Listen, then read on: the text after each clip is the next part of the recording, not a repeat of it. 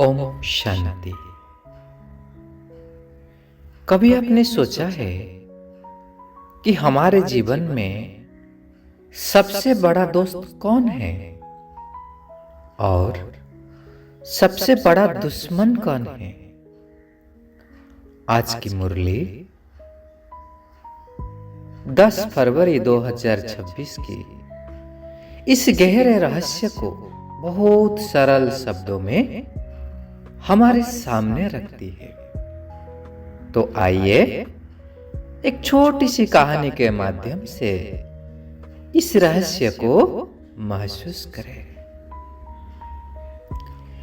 एक गांव में अमन नाम का एक युवक रहता था। सब कुछ ठीक था उसके जीवन में, फिर भी मन में अजीब सी बेचैनी रहती थी। कभी क्रोध आ जाता था, कभी मन भटक जाता था, कभी रिश्तों से दुख तो कभी भविष्य का डर। एक दिन अमन ने थक कर ऊपर देखा और कहा, अगर मेरा कोई अपना है तो सामने आकर मुझे रास्ता दिखाओ। और उसी रात उसने एक सपना देखा। सपने में अमन ने देखा कि वह एक अंधेरी टूटी फूटी दुनिया में खड़ा है। तभी दो आवाज आई। एक आवाज बहुत मीठी, शांत और स्नेह से भरी थी। बच्चे, तुम डरो मत, मैं तुम्हारा दोस्त हूं।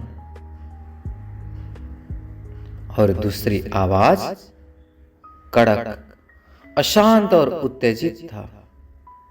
अमन, मुझे सुनो, यही सुख है, यही शक्ति है। क्रोध करो, अपने अधिकार को जमाओ।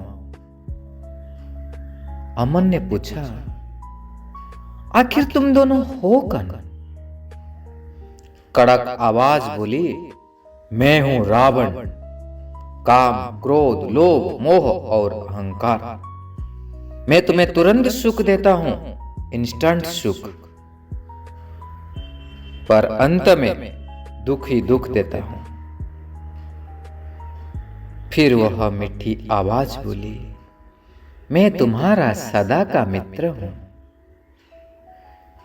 मैं तुम्हें दिखाई नहीं देता, पर कभी धोखे नहीं देता हूं। मैं आत्माओं का बाप हूं। अमन ने पूछा, मुझे क्या करना होगा?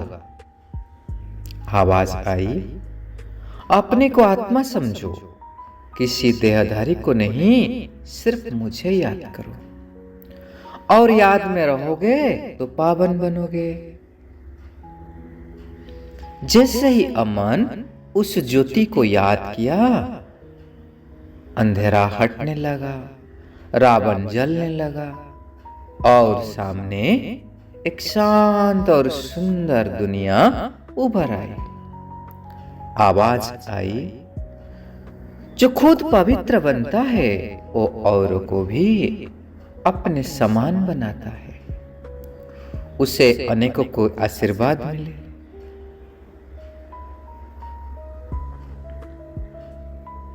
उसे आवाज आई, हर परिस्थिति में शुभ चिंतक बनो, भाव मत बदलो। यह है विश्व कल्याण की स्टेज। अमन की आंखें खुल गई, पर जीवन जैसे कि बदल चुका था। आज वह जानता था कि खुदा मेरा दोस्त है और रावण मेरा दुश्मन है। याद में रहने से जीवन हल्का हो जाता है, आत्मा पवित्र बन जाती है और संतुष्टता जीवन का श्रृंगार बन जाती है। तो प्यारे भाई और बहनें, आज बाप हम सबसे बस इतना कहते हैं, मुझे याद करो और स्वर्ग का वर्षा ले लो। मैं तुम्हारा वही सच्चा खुदा दोस्त हूं। रावण जो तुम्हारे अंदर के विकार है वो सबसे बड़ा दुश्मन है। याद में रहने से आत्मा पवित्र बनती है और जो खुद पवित्र बनता है वो औरों को भी बनाता है, वही उच्च पद पाता है। संतुष्टता ही जीवन का श्रृंगार है और सदा शुभचिंतक भाव।